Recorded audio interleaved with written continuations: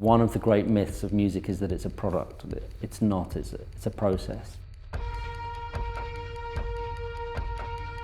an extremely difficult TV show to work on. You're really trying to unpick centuries of music and different musical approaches, whether it be Western classical or classical African. It's not just a question of swapping them over. You can't just have the Noughts listening to hip-hop and the Crosses listening to Mozart. It was about much more trying to create a unique language for it, so trying to put all of that stuff aside.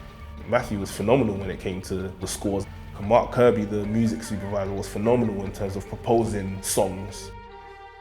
We made a choice to put tracks in the show that were from lots of black musicians, lots of African artists, because we just wanted to reflect that culture and that vibe in the show. We do need to see ourselves reflected in the world around us. We need our stories to be told. We need to see that our perspectives are being acknowledged. I really welcome any attempt to address that. I think is a wonderful thing.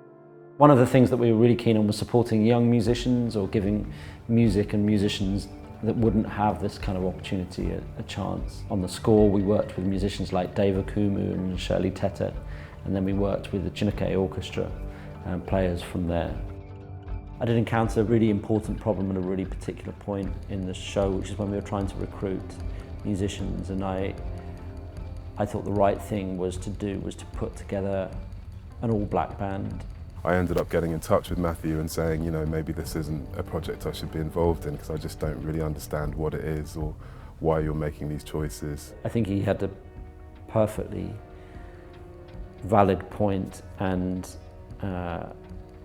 I messed up in how I dealt with it. What became immediately apparent was that there was a need for direct dialogue and communication and transparency, you know, the things which oil any successful collaboration or relationship. It's been really great to work on that, to try and actually deal with some of those things head on, because of course we don't like conflict, particularly with friends and musicians and colleagues, so we sort of step away from having conversations about race and the different experiences that we've had of it. Through a position of trust and care and trying and listening, then hopefully you can create some sort of resolution, which we did, and we managed to find a much more healthier, happier version of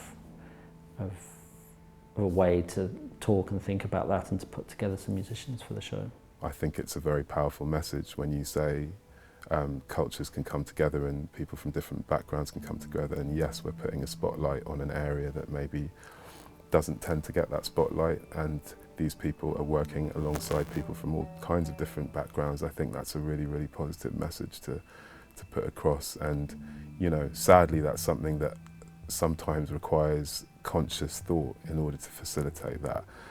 But that's the reality of the times that we live in. So I'll support anybody who has that intention, even if the dialogue around it may be awkward or clumsy or difficult or at times painful.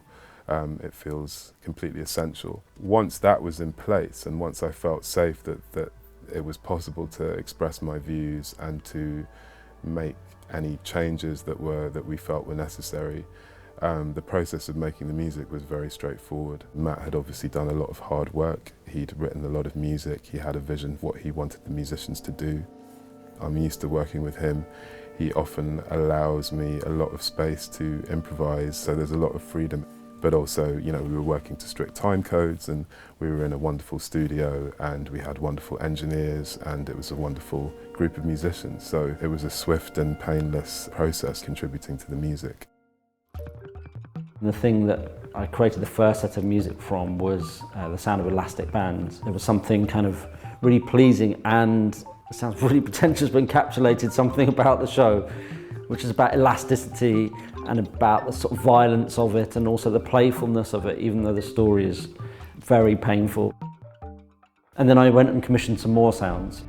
A composer called Dan Pollard went and recorded buildings and structures and to do a sort of sonic history of Bristol's relationship with the slave trade. No one will really know that apart from me telling you now when you listen to it, but it's a way in and a way in of using sounds to help tell the story and reinforce it. The music was really good in a sense where it was used to drive the story as well. I think it fits. I think Matthew, in terms of the score in a lot of places, was thinking out of the box. I was quite keen from the very beginning to hold back on strings and piano. They become so familiar, they sort of instantly work. You know, we used a lot of horns to try and do what strings would do, which was to sort of support and create a kind of an emotional bed for which the characters to sit above. The horns are interesting because they feel like they go right back through human history a very long way. And then there are African instruments in there. There's kora and the bolon and the fula flute, but they're all distorted and treated and things like that. He treated every sound to make sure that it was slightly different, which was the approach to the whole show, really. It should feel like a familiar show, but slightly disconcerting because it's slightly different in many, many ways. There's a very iconic moment when Sephy puts a plaster on Callum's finger. His skin is pale, but the plaster is darker brown. We've tried so many different pieces of music and different approaches. Is it a scene about love? Is it a scene about structural racism?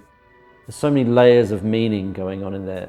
Sort of every time you can identify an instrument, it's the thing started to fall apart a bit because you immediately had associations with it. And I think it was much more important that we had a coherent musical language of its own that was totally unique to this world. I really enjoyed the music side of making this. I saw it lift everything off the screen, and I think actually what that did is when we chose our moments of silence, they were 20 million times more effective.